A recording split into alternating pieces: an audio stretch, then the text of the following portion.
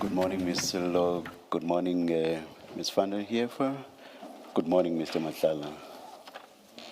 Good morning, Chairperson. Good morning, Commissioner. Please pull the mics closer to you and switch both of them on.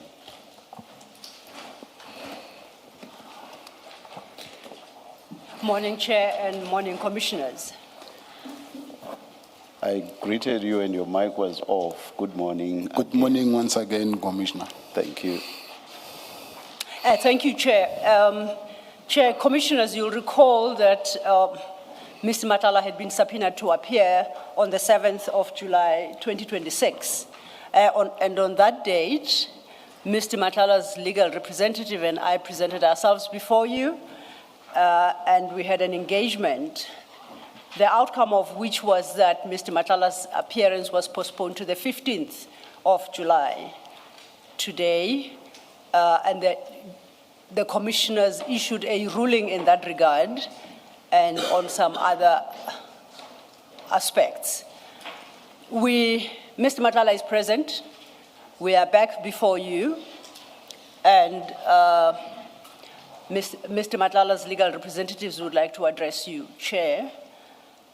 The issue about which she is about to address you is contained in the folders that have been made available to you, but I will leave it to her to take the commissioners through the contents of that folder. Thank you. Ms. van der Heever. Good morning again, Chairperson, Commissioners. We have prepared for your benefit and in support of our application for a postponement an affidavit that was duly deposed to by our client. Due to time constraints, however, we were only able to last night email an unsigned copy to my learned friend. The situation was that for a variety of reasons, this could not be done earlier. I would like to very briefly, if it's necessary, Chairperson, Commissioners, just take you through our reasoning as to why we respectfully submit that a postponement in this matter should be granted. Is there a signed affidavit now? There's indeed a signed. It was commissioned this morning, and we thank the commissions, my learned friend and her team, for assisting us with that. Even at, I think, at 10 o'clock, there was another endeavor made to get it signed at the prison. There were some arrangements, but it just came to no fruition. I do see it in a small folder in front of me. I read from my laptop, and that was an unsigned version. Thank you, thank you. Chairperson, in short, we set out the history of what's transpired vis-a-vis Mr. Matlala, when he was arrested, how the events surrounding him has unfolded. And the most important aspect thereof is the fact that he's due to commence with a trial on Monday. We believe that he's got the constitutional right to attend this trial and be regarded as innocent until proven guilty, together with the other constitutional rights that we've dealt with in this particular affidavit. We respectfully submit that for him to deal with some of the issues, which issues play a very big part in the up-and-coming trial that starts in 4 days, would violate his constitutional right to actually challenge the evidence. We've indicated to you, for instance, that both Witness C and Lieutenant General Nkomazi relied on a statement that was given to them by Mr. Matlala. Before you get to that point, let me ask a general question. Is the submission that a person required to appear before a commission, but who also happens to be facing criminal charges, can never ever testify before a commission prior to the finalization of the criminal proceedings? May it please you, my respectful submission is, if I read, I've quoted for you from Justice Jafta's decision in the Zuma matter, and it's quite That was a minority judgment. Yes, but still, I would respectfully submit, with the greatest of respect, Chairperson, that where you have constitutional rights, that those constitutional rights, especially in the very unique situation that my You client... see, I'm raising the point that that was a minority judgment to understand on what basis you can then rely on that dictum or on that legal statement to suggest, in response to my general question, to suggest that a person who is facing criminal charges can never ever testify before a commission of inquiry. I respectfully submit that when you have a person that's either an accused or a suspect, I respectfully submit that your constitutional rights, with the greatest of respect, override the compulsion that there would be from the commission side for him to give evidence. He would literally forego a large number of his rights if he is compelled to give evidence under those circumstances. I think what we've done, if you would just permit me, please, Chairperson, I think... No, I just moved my shoulder. Yeah. I did not say anything. No, I think respectfully, what I've endeavored to show to you... You know what we always say in the legal profession, both amongst legal practitioners and people presiding, that when counsel says respectfully, they actually mean the opposite. I was told that many years ago by a good friend that presided over a trial where he said, that was the impression. But Sorry for interrupting you, I'm sorry. Yes, please. I fully understand. Yes. The point is that is the nearest that we could come to any authority on this point. And this issue to us was so important that we were going to try and see if we could actually deal with this matter, if necessary, elsewhere. Where we are right now, I respectfully submit we don't have to go there. Where is elsewhere? Is it a court application? Yes. No, only the approach would have been to actually make, if the matter were to continue, to make the necessary full-blown legal argument and submissions to you, and then depending on your findings to take it on review. I'm honest, I've indicated that to my learned friend before too. It's because we so strongly believe that your constitutional rights, where the Constitution is the most important document in this country, those rights cannot be taken away from you by a commission who's got a certain mandate and who's, to quote my learned friend, on a fact-finding exercise. And more so, I think what we've done, Chairperson, we tried to set out to you why we believe that the constitutional rights, especially in this case, overrides what, and we're not fighting with what our client is duty-bound to come and do at the Commission. What we say is, so far you've heard one side of the coin. This side of the coin that you heard, and you see, don't want to go into the details. As we said, we don't want to give away our litigation privilege in that regard. If we run our trial, we will show to you that what you've heard potentially is either not the truth or unlawfully obtained, etc. And for that reason, we will, at the end, of course, also assist the Commission in finding the truth in this, what I respectfully say is a quagmire of facts that you have to deal with. That is the one issue.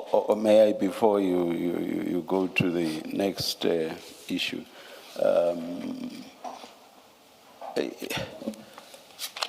a difficulty that I have, and that of course is subject to your response, is that this is raised, or this is being raised in a blanket fashion, is the suggestion that any and everything that Mr. Matlala could ever say before this commission would be something that would be subject to the exercise of his Section 35 right? Is that what's being suggested? And that there is nothing whatsoever that he could ever say which would be unaffected by his Section 35 right? Is that what's being suggested. That is not what I'm saying, and If- I think I've made that quite clear when I discussed with my learned friend. The difficulties that we find ourselves in at this point in time, and that was also the issue that prevented us from actually dealing with any affidavit beforehand, is that our client, and I was not party to that particular agreement, I only came in later, through a different legal representative with IDAC, the gentleman that's been named here was part of that, entered into to a 105A plea agreement. The magistrate then came back and found that the sentence wasn't just, and therefore gave all the parties time to go and reconsider. The issue that's when I got briefed to come back in, because there were very material and important issues that were not raised in the 105A that we believe would have materially influenced potentially the outcome of such an agreement.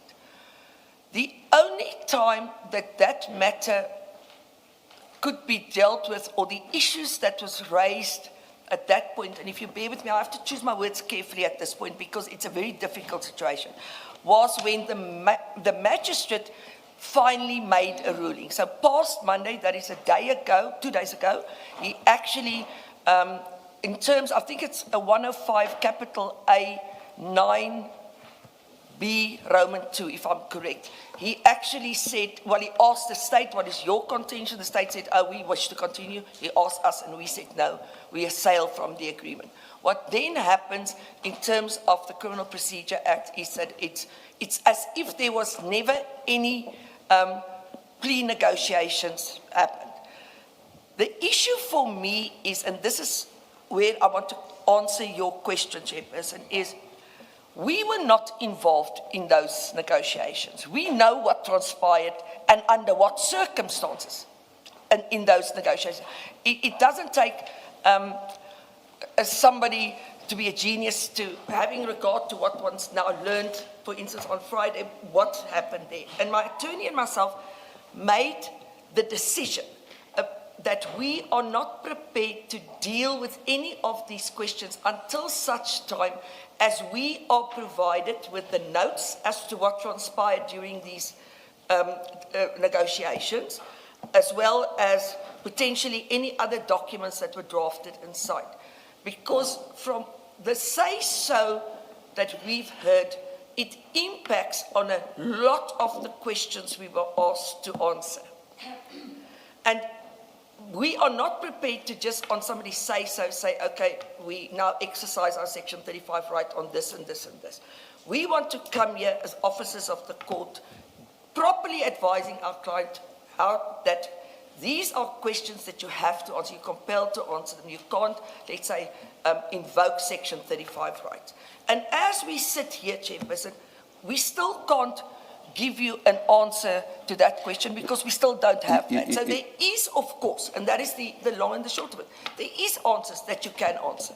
But at this point, I can't come to you as an officer of the court in honesty and say to you, okay, this is my instructions. I need to, because of this quagmire of IDAC's involvement, be sure that what we say to you is truthful, because there's also the penalty of perjury, and of course there's a previous inconsistent statement that can be raised at any stage.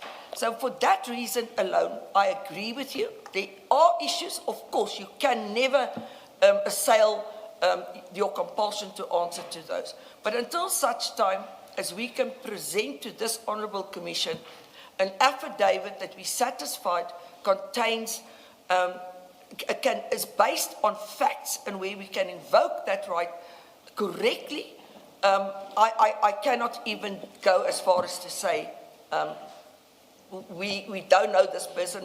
For instance, I could have come to you now because I know from the list, Annexure A, we could give you a list and say we don't know these people. But for the rest, it's not in your interest that we present, in your, and I mean the Commission, the Royal you, interest that we present in piecemeal fashion answers to questions.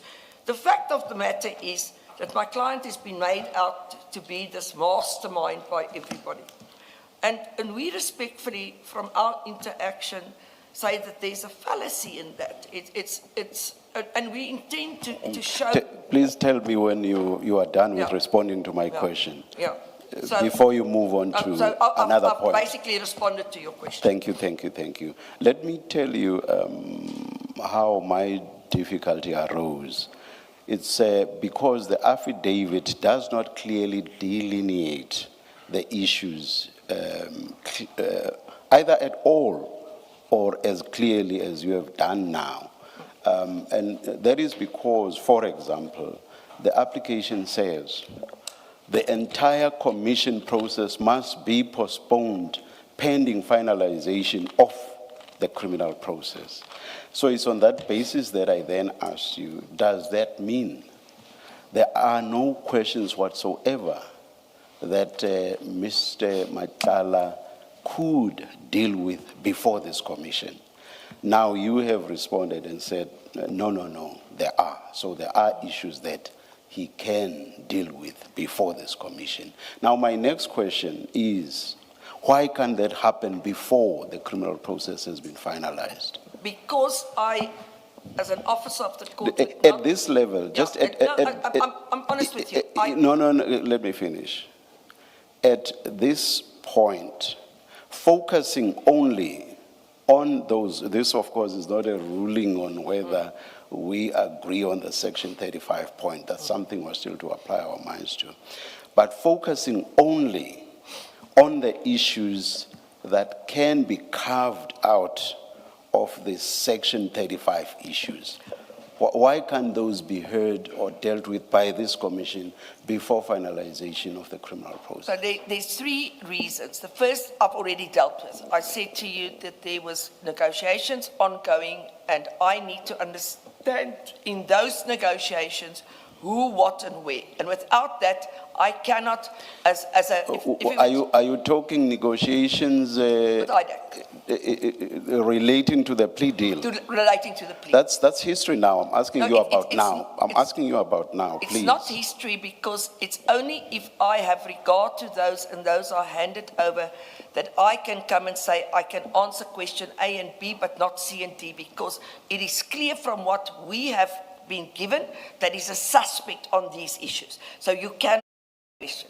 So that is my first point. I cannot at this point in confidence say to the commission, and I won't permit my client to deal with those until such time as I know what they have negotiated with him, what they've asked him, what he's committed to, what he's not committed to. Is that not an issue relating to whether there should or shouldn't there be a postponement? And that's not what I'm asking you about. No, sir, I'm asking you about the precedence. Yes, Which of the two processes must precede the other? But- So I understood you to be referring to the plea deal in the context of saying, prior to that being finalized, I do not know what to do. I must wait until the end. No. That's something else altogether. No, that's not what... It has nothing to do with whether. Once the plea deal is dead and buried, must the commission process wait for the criminal process? So the earlier issue, the plea deal, its finalization or even non-finalization has nothing to do with the question I'm putting to you. It does indeed, Commissioner. If you will permit me just to explain to All you. right. During a plea deal, there is much more than the simple wording in the plea deal that takes place. There's other negotiations that happens between the investigators, the client, and the attorney. And during those investigations, there's names that come up, there's information given, etc. And during that negotiations, a person potentially is, and I'm trying to keep it in the abstract, is told, you are a suspect on this matter. Let's say you're a suspect that you connived with General X to do A, B, and C. General X doesn't appear, for instance, in the plea deal. It's discussed there, there's questions made, there's recordings made, but General X appeared in the Regulation 10.6. Now, for me to deal with whether he's a suspect or not, in respect of anything to do with General X, I need to know what was discussed during the plea negotiations. And it's not just somebody sitting there and now we're drafting a 105A. For what purpose? You are doing that for purpose what of purpose? invoking my right to silence on that. I can say, No, I've been then told... you don't get me altogether. Then you don't get me altogether. We have already, please listen to me.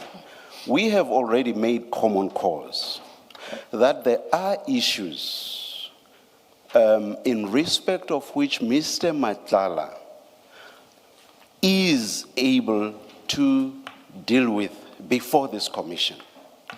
Now, you are talking about issues that, post the plea deal, may also fall under the Section 35 dispensation that you are claiming. I have said, let's put aside all of that. So what you are telling me falls, according to you, under that basket. I have said, let's put that aside.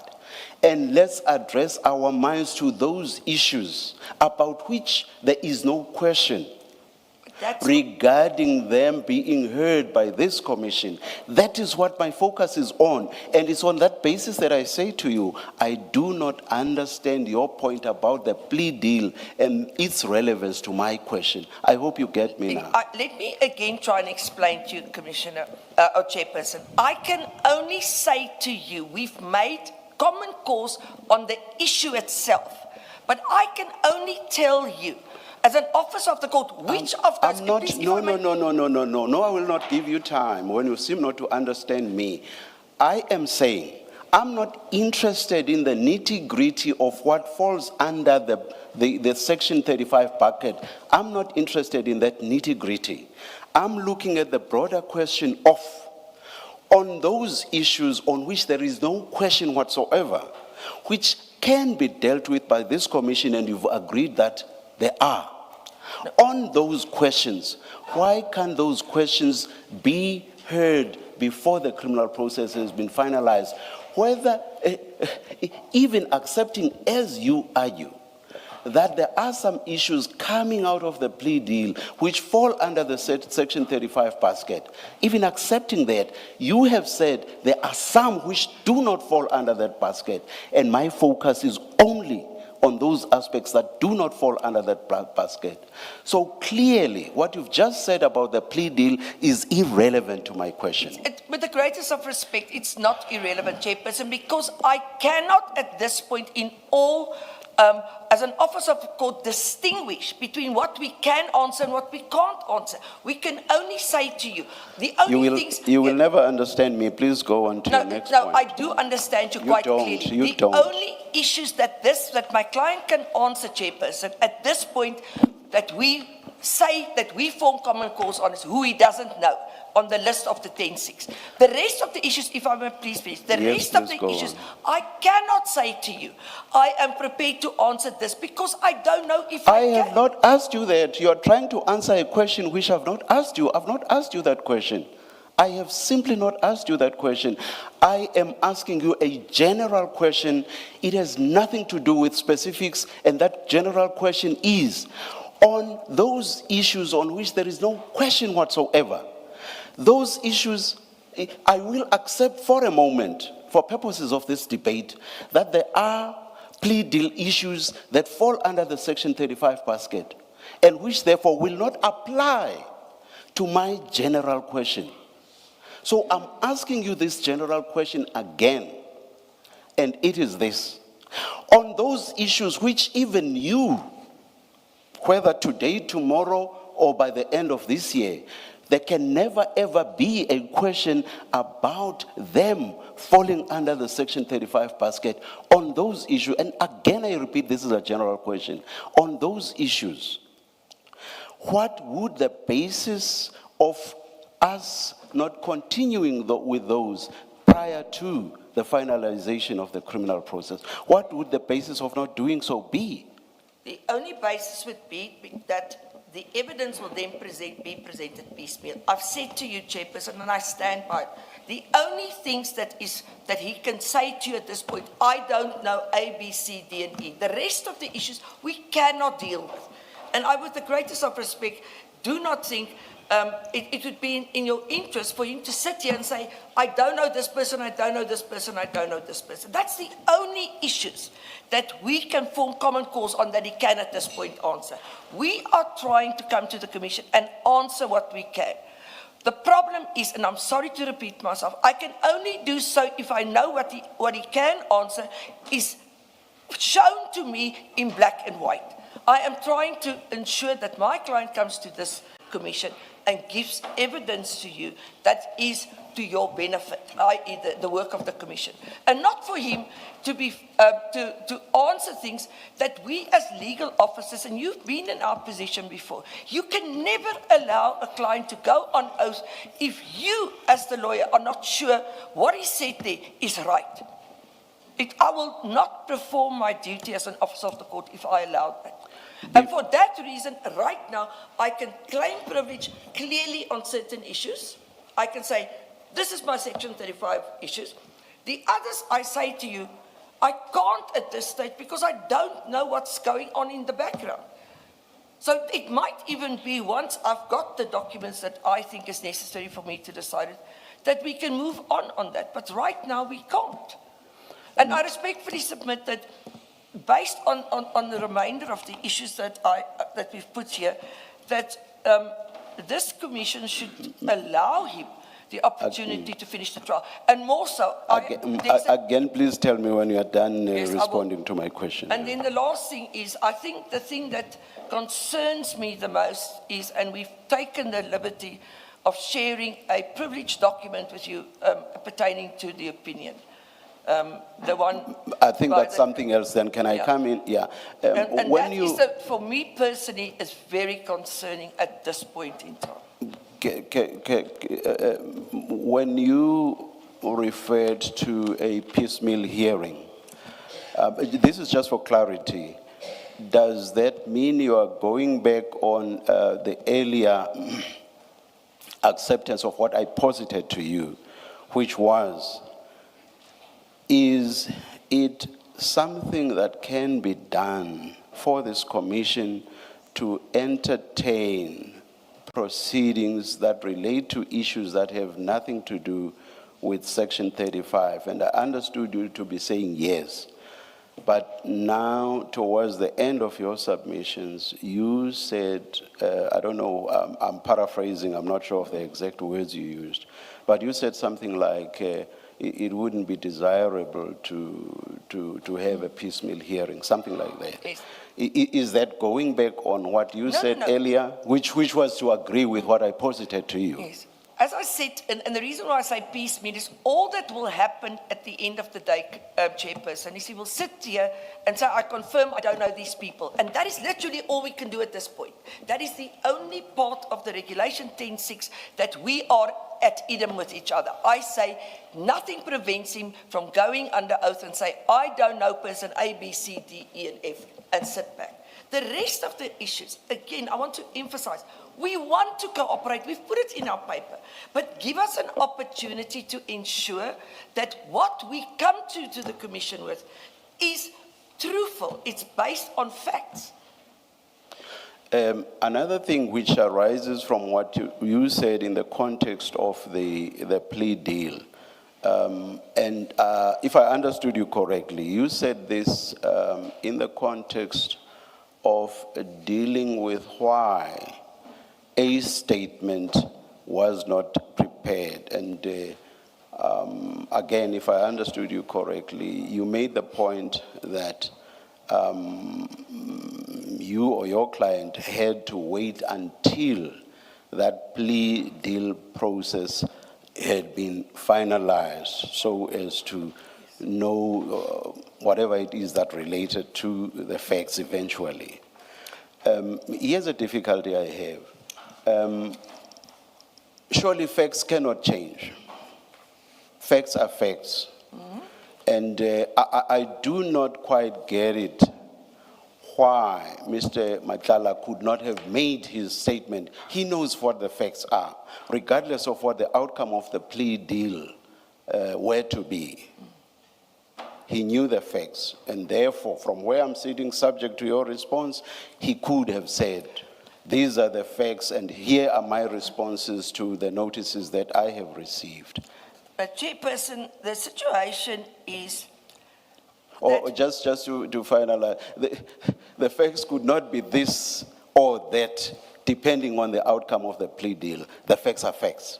no, it is different because when people enter into plea deals, there's certain consensus reached and it goes, it's dealt with in totally different way, 105As, than what would normally, as you say, admit certain facts. If you go on a 220 or 115A and you admit facts, it's a different story. A plea deal goes beyond it. So very often, there's facts behind it.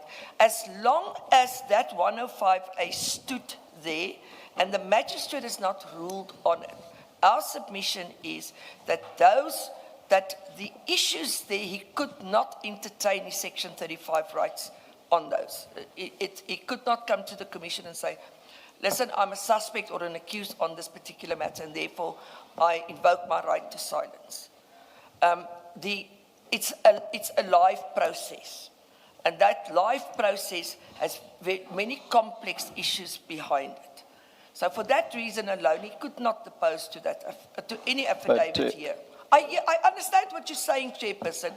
I understand what you're saying. But if he were to honestly depose at that point before Monday to an affidavit, he had to answer questions that we believe, because of him assailing from the 105A, he now has the right to invoke a right of a constitutional right. But the Commission's interest would be facts in accordance with what Mr. Matlala knows. And that has nothing to do with whatever it may be that informed what he said for purposes of concluding the plea deal. So on that basis, I do not follow your response. I stand by my response, Chairperson. I cannot, again, as an officer of the court, make my client say I invoke my right here and there and whatever, when I know in law the situation is that is a life process and he cannot invoke that right at that point in time. The facts, with the greatest of respect, you say that you have to answer facts, but facts have context and facts have background. You might see something as a fact because you've got a General Mkonazi that comes and says, oh, he said A, B, and C. I come back and I can't exercise that constitutional right before you and say, whatever General Mkonazi said, he got out because the client was forced unlawfully and unconstitutionally to answer questions. He was not allowed, for instance, to have access to a lawyer. He was questioned for over 6 hours without food, etc. That surely influences that fact. Then it becomes no more a fact that we can rely on. It becomes a fact. And we know you are dealing with it as a fact because it's part of the process here. But it's a fact that was obtained unlawfully. And we have the right to make sure that you also know down the line that the facts that you rely on, General Mkonazi, for instance, say so, are not lawfully obtained facts. I can't come here and I'll say, please call so-and-so, put him in the box so I can challenge him as to how these facts that everybody now relies on were obtained. I can do that, however, because it's part and parcel of my trial that's starting on Monday. It's exactly because there are those allegations, not only by General Mkonazi, but by many others, that the Commission wants to hear from Mr. Matlala, get his and underline his facts. You emphasize facts coming from General Mkonazi, and I add him and others. You emphasize those facts. What the Commission is interested now is facts from Mr. Matlala. But anyway, unless you want to comment on that, Commissioner Baloyi wants to ask a question. Chairperson, as I said, those facts are facts that General Mkonazi rely on, that he says he obtained from my client. And we say what he relies on, you should not accept. And we can show you in due course why you shouldn't We've not accept. It's just accepted one anything. example. We've not accepted anything at No, this but I'm stage, saying to you, Ms. Van der it's Heever. just one example. Yeah. If I can, unless you want to hear me. Commissioner Baloyi has a question.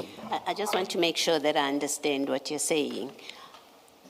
I've understood you to say that you want access to the negotiations and the documents and everything that went on in the lead up to what would have been a plea deal that is approved by the court. And you say because you haven't had access to that, you're unable to get Mr. Matlala to respond to the notice that he has been given. Did I understand you correctly? Indeed, because in that process that leads up, I'm sure, Commissioner, you've gone through those processes yourself. There's always deals that are made. Your microphone is off. Sorry, there's deals that's made. And that process to come to a finalization of a 105A involves a quid pro quo. And I need to see what the quid pro quo was. But what does it have to do with the statement that must be submitted to the commission? Because let me finish my point. That process has concluded, even if what you refer to or what you describe as the quid pro quo were to be relevant to the answers in the statement to be submitted to the commission, which I'm not saying they are, even if they were to be relevant, that process has concluded, has been declared in accordance with the law to be null and void. So for all intents and purposes, it never happened. That's what that concept means. Why is that a hurdle to Mr. Matlala submitting his statement, answering specific questions that have been put to him, and you know that in answering those questions, he's entitled to say, I don't know anything about this, if he doesn't know anything about it. And the assumption that we must make is he's going to be truthful in his responses. And if he doesn't know that's what it is, why are the notes and the documents that comprise or that constitute what you say is a quid pro quo, why are they relevant for our purposes? It's highly relevant because let's speculate. I don't want to go into detail, but let's speculate for a second. In order for them to offer this deal, they sit around the table and they say to my client, we want information on A, B, C, and D. And A, B, C, and D forms part, let's say, of your list. But A, B, C, D is not part of the plea agreement. That is the deal that we cut here. You give us this information as an example, and we will continue. We will enter into this deal with you. So, for instance, if there is, let's say, a Section 205, Section 204 affidavit opposed to, I want to see that because I want to see in that what transpired. Or what was admitted in that statement, number one. But number two, I want to see, and I feel very strongly about it, what transpired during these plea negotiations. Because in law, normally what happens, it's recorded. Because I have been quite vocal about the fact that, I'm trying to choose my words very carefully. The process that was followed, I've made it plain to you, I was not going to be involved in it because I didn't trust it. That's the 105A process. And subsequently, I'm even more concerned about the process that was followed. I understand. And what I'm saying to you then is, in that negotiations, names could have been mentioned, admissions could have been made, evidence he could have disclosed evidence to them, and I can't deal with it if I don't see what happened there. That's information that's within Mr. Matlala's knowledge. I don't understand. I don't quarrel with you wanting to know for your purposes. For your purposes, I don't take issue with that. So you don't need to persuade me that you want to know, you're concerned about how that process was conducted. That's not the issue. The issue that I'm raising with you is specific questions were asked of Mr. Matlala to speak to in his statement. And those issues are the issues that have been identified as relevant to our terms of reference and for our purposes. What I do not understand from you is what is the problem or what is the hurdle to Mr. Matlala answering those questions if you do not know what happened in the negotiations? Because where I'm sitting, that negotiating process has nothing to do with us. It's completely irrelevant for purposes of the commission and getting the answers that we require from Mr. Matlala. Of course, we know that Mr. Matlala has the privilege to claim self-incrimination. I will not answer this question because it will incriminate me. I have a trial coming up. We have experience in this commission about that. People have appeared and raised that, right? And we abide the law when it comes to those issues. What I don't understand in the long engagement with the chairperson that you've had is why it is that until you have received the notes and have an understanding of what happened in the quid pro quo, or what it is that was given in a process that, by the way, is null and void as matters stand, we could never, as a commission, you know that, we could never make any reference whatsoever to what happened in that process, even if we had insight into it. We don't have insight into it. We don't know what was discussed. We don't know what documents were shared, what information was shared. But even if we knew that, we could never reference that because that is an entirely separate process from our process, but that process is now null and void. So nothing that is said in that process comes before us by virtue of having been said in that process. If you accept that to be the correct position and the position of law, not just our conduct, but to be the correct position of law, you haven't said or explained why Mr. Matlala cannot submit his statement, answer the questions in whichever way he chooses, answer the questions asked of him until you've had insight into what happened between him and IDEC. The simple proposition being, he's been asked questions that are presumably within his personal knowledge, and he can give you instructions about those. And where he has no personal knowledge, he can say, I know nothing, and he'll come and tell us that. I don't understand the basis on which you are resisting. In fact, you say, I can never advise my client to answer questions. Well, it's for your client to make the decision whether to answer. Clients work on counsel's advice. It's not you who's answering questions. It's him who will tell you, this is what this question means. And you will say to him, well, that incriminates you. My advice is you don't give them that answer because it incriminates you. It's ultimately up to him to make the decision, not for counsel to say you don't answer because it incriminates. So far, you haven't said to us, Mr. Matlala refuses to answer the questions that you have given to him. You haven't said that. Your case throughout is, I need to see what was discussed with IDEC, which I say, and I say it firmly, it's completely irrelevant for purposes of your postponement and for our purposes. You keep on saying that. But in fact, what you should be saying to us is Mr. Matlala refuses to submit a statement to the commission because of ABCD. Then we deal with it on that basis. Thank you. Commissioner, there's a few issues.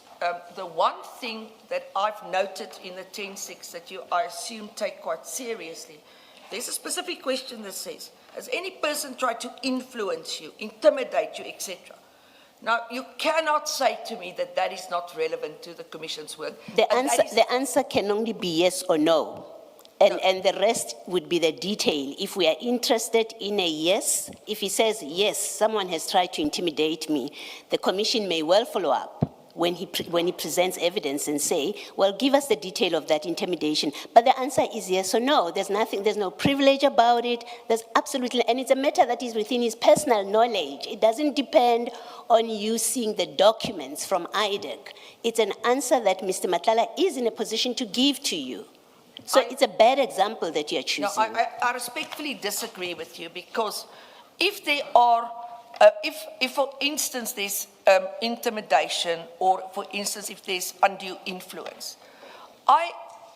with the greatest respect, I've come across, and I've got no problem that you yourself have come across people that do not understand that what they are subjected to is undue influence to get to a point. So I stand by my answer previously. The other issue that I want to raise with you is, as a litigator, we've got ethical obligations when we deal with clients to ensure, and you're right, I advise my client, that is my duty. But I do not know of a single attorney or an advocate in this country that will allow their client to depose to an affidavit if they're not satisfied that what is in that affidavit is correct. We all do this. We do litigation, we run trials. That is our ethical obligation. And if the issue is then that I am obstructing the process, if I want to put obstructed in inverted commas, by insisting on making sure that what I have is correct, then blame me.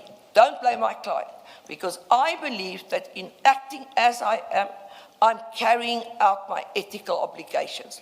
I've been doing this for long enough, so have you, to know things are not black and white. There's a vast grey area in between. And I want my client to come and assist the commission, but I want him at the end of the day to do so free of anybody coming and saying, you're committing perjury because we've got something to the contrary. I want him to come here without later on falling foul of a previous inconsistent statement. It's my job to make sure that that doesn't happen. Can I ask you this question just to make sure that I understand your position? Is your position, and Mr. Matlala, when I say your, I really mean Mr. Matlala because he's the client, is your position that until you receive the material from IDEC that you say you need to see, what was given, what was offered, until you receive that, this commission will never receive a statement from Mr. Matlala and he will never testify? Is that what you're saying? No, that's not what I said. Then what is the relevance of the IDEC background material in a process that has been declared null and void? Maybe I must just go one step further and say that I have discussed with my learned friend, and I actually didn't want to go there, that we can sit down at some stage and try and work out some of these issues. But I'm saying to the Commission that all we want is we want an opportunity to comply with the 10.6. I've never said we're not going to comply with that. We want an opportunity to do so.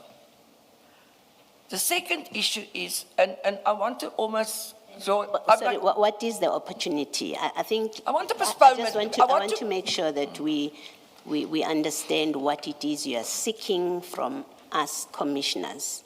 When you say, you are not saying that until you've received the IDEC material, Mr. Matlala can never submit a statement and he can never testify. You're saying that's not your position. My position is not, it doesn't only relate to IDEC. Can we just go one step further?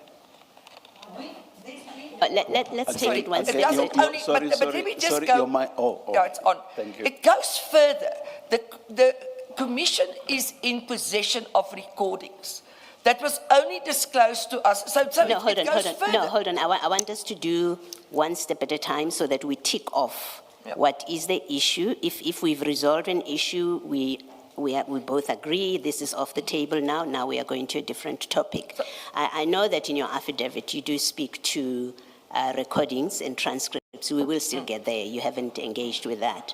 I just want to be clear, because my understanding from the time when you were engaging with the chairperson, and hence my questions that I've asked of you, my understanding of your position was, and still continues to be, that until you have received from IDEC, whenever that will be, if they will ever give you that material, until that point that you've received that material, Mr. Matlala can never depose to a statement, because you would not let your client depose to an affidavit where in future he gets met with previous inconsistent statements and all of that. So I ask the question so that there's absolute clarity about what it is that we are dealing with. Is your position, let me repeat, is the position that you are adopting that until you have received the IDEC material that led to the now collapsed plea deal, Mr. Matlala will not be in a position to file a statement to the Commission, and Mr. Matlala is not in a position to testify before the Commission? Chairperson, of course, that is my position at this point in time, because I'm ethically bound to act in that manner. Again, I say to you, I cannot think of any other council that would act differently than I do. So, but Yes. This is not an impediment, because I truly believe we can get the information relatively quickly. So I'm saying to you, please just take into account, this plea deal collapsed on Monday. It's Wednesday. So we've got this very short period. But that's not the only thing that I say. No, don't go to the other things. I'm more interested in the question of principle. I want to establish the principle. It's important to us. If by the time we finish here, you rise and your position is until he has received the IDEC material, or you have received the IDEC material, whenever that will be, maybe tomorrow, maybe day after tomorrow, maybe next year, maybe not ever. I want to establish the principle to make sure I understand the principal position. Is the principal position that until you have received and considered, as his counsel or his legal team, until you've received and considered the IDEC material, Mr. Matlala will not file a statement and he will not testify? Is that the position you are conveying to us? Until such time, I am told by any person in the legal profession that I'm wrong in going to a point where I say, part of what I'm doing here is to protect my client's rights. I stand by that. Yeah, I say it is the way I was taught. I must insist, Ms. van der Heever, I've asked a direct question. Let's stop this going around. I'm not asking you about being advised by somebody, being told you're right or wrong. And I haven't yet expressed a view that you're wrong, by the way. I'm not saying your position is wrong, right? I'm still at the point where I want to understand the position. And it is a yes or no kind of question. You have motivated, you have argued, and you don't need to do that any further. I'm now at a point where I want to understand, is the position that until you have the IDEC material, Mr. Matlala will not file a statement and Mr. Matlala will not testify? The answer is a yes or no. My instructions are that we will file a statement as soon as possible. What is your answer to my question? I've told you, Commissioner. So you will file a statement even if you do not have the IDEC That is material? my instructions at this Okay, point. that you will file the I got statement. instructions from my attorney to deal with it in Thank that you, regard. thank you.